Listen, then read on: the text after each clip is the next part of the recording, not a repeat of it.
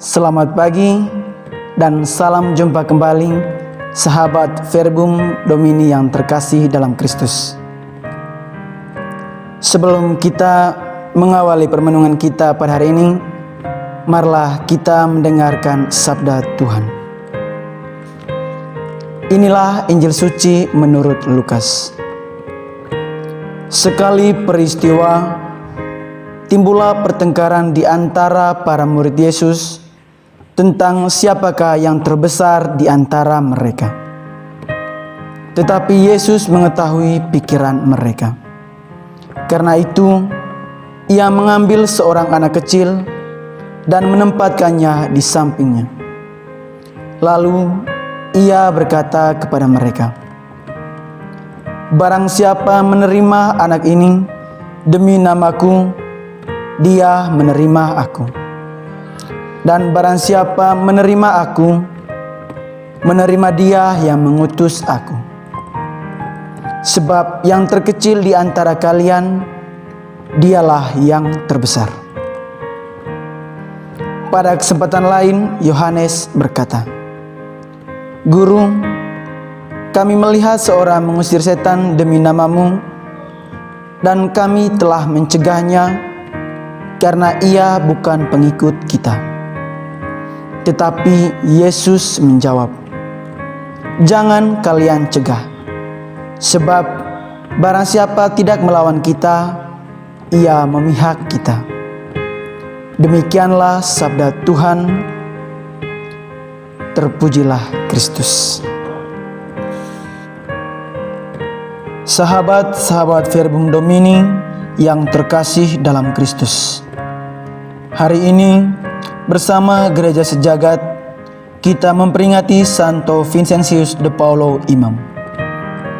Santo Vincentius lahir pada tanggal 24 April 1581 di desa kecil Poi, Dax, Prancis Selatan, dari keluarga petani miskin. Sejak kecil, ia membantu kerja sebagai penjaga ternak. Vincentius bisa bersekolah karena ada bantuan dana dari seorang bangsawan. Pada usia 15 tahun, ia meninggalkan keluarga dan desanya untuk pergi sekolah di kota Dax. Kemudian, ia menyelesaikan sarjana teologi di kota Toulouse pada tahun 1604. Sebelum menyelesaikan teologi, ia ditabiskan sebagai imam pada tanggal 23 September 1600 saat umurnya baru 19 tahun, hampir memasuki 20 tahun.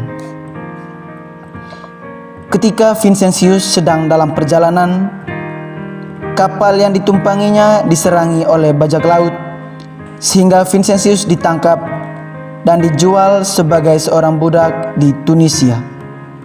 Selanjutnya, ia dijual ke pelbagai orang selama 2 tahun, hingga akhirnya ia berhasil menyelamatkan diri dan kembali ke Perancis.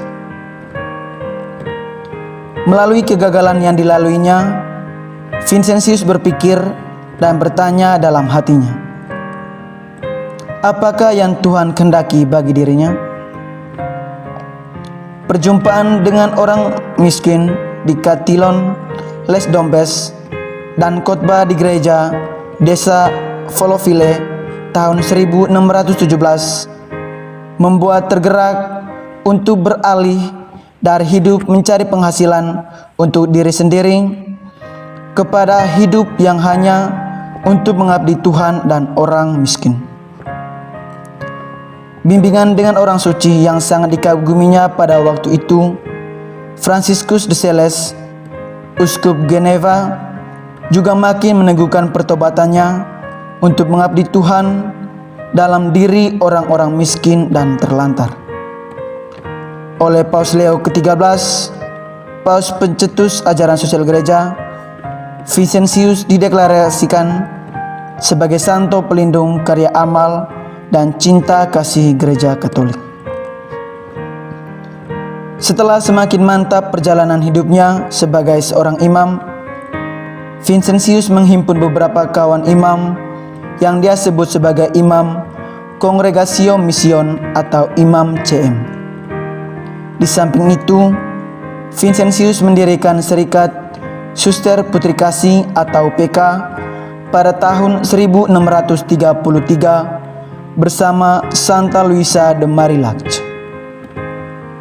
Vincentius juga mendirikan Asosiasi Persaudaraan Cinta Kasih.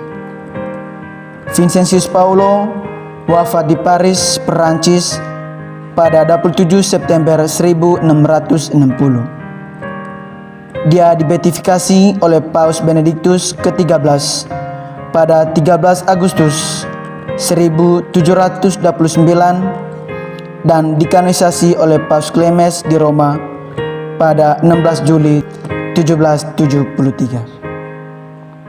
Sahabat-sahabat Verbum Domini yang terkasih dalam Kristus, bersama dengan peringatan hari ini, pesan Injil yang disampaikan kepada kita adalah kita hendaknya menjadi seperti anak kecil yang tulus, suci, apa adanya, selalu mengharapkan pada kerahiman Sang Bapa, dan juga mengajak kita agar dalam menjalankan tugas kita harus menjalaninya dengan hati yang tulus.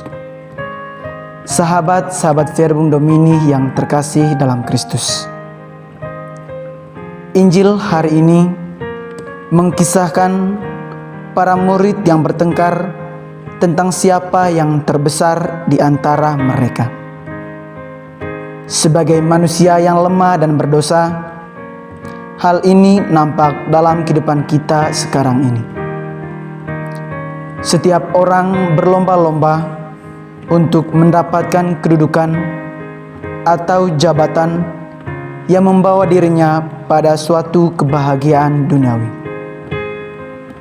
Sama halnya dengan para murid pada hari ini, dalam Injil hari ini, mereka hanya menghendaki kedudukan dan kekuasaan duniawi saja. Mengetahui pikiran mereka, Yesus mengambil anak kecil sebagai contoh dan teladan jika kita ingin ikut bersamanya. Sahabat-sahabat Verbum Domini yang terkasih dalam Kristus, menjadi pengikut Kristus bukan semata-mata mengejar kebahagiaan duniawi, melainkan harus rela menderita, memikul salib, dan menjadi pelayan. Hari ini Yesus mengajak kita untuk menjadi seperti anak kecil. Dalam Injilnya, Yesus berkata, "Barang siapa menyambut anak ini dalam namaku, ia menyambut aku. Dan barang siapa menyambut aku, ia menyambut Dia yang mengutus aku. Karena yang terkecil di antara kamu sekalian, dialah yang terbesar." Sahabat Verbum Domini yang terkasih dalam Kristus, pesan ini hanya akan terwujud dalam kehidupan kita jika kita memiliki sikap kerendahan hati. Tentang kerendahan hati, Thomas More mengatakan, kerendahan hati adalah akar yang rendah dan manis yang darinya semua kebajikan surgawi memancar. Sahabat-sahabat Verbum Domini yang terkasih dalam Kristus, semoga terang sabda hari ini mengajak kita untuk menjadi pribadi yang tulus dalam melayani dalam setiap tugas yang Tuhan percayakan kepada kita. Hendaknya pelayanan yang kita jalankan bukan semata-mata mencari popularitas diri, melainkan untuk membuat nama Allah dikenal, dicintai, dan disembah oleh semua orang.